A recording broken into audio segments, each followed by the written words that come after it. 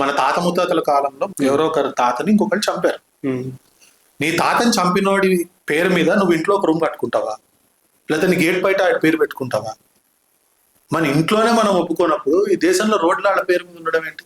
అంతకంటే దారుణం ఇంకోటి ఏమైనా ఉందా? ఇది ప్రాపగాండా అంటే. ఇది ప్రాపగాండా అంటే కరెక్ట్. అంటే మనకు హాని చేసిన వ్యక్తిని మనం గొప్పగా, హాని అనేది చాలా చిన్న పదం అండి. హాని అనేది చాలా చిన్న పదం.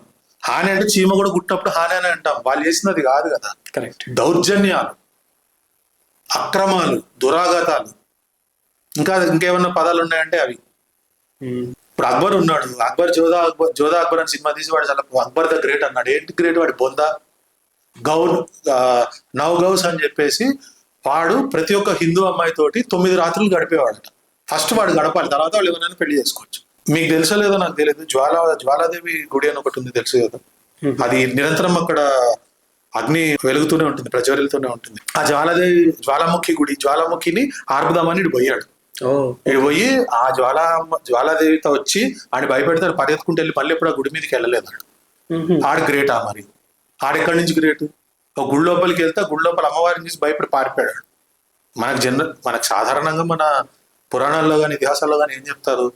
దేవుళ్ళని చూసి రాక్షసులు లేకపోతే దయ్యాలే పారిపోతాయని. వీడు పారిపోయినప్పుడు మరి రాక్షసుడు దయ్యం అవుతాడు, కానీ గ్రేట్ ఎట్లా అవుతాడు? వీళ్ళ గురించి మనది హిస్టరీ బుక్స్ లో అద్భుతము, అమోఘము, వీళ్ళు గ్రేట్, వీళ్ళ పిన్నాకుడు అని చెప్పారు. అది ఎంతవరకు న్యాయం అనేది? ఇది ప్రాపగాండా కాదా మరి?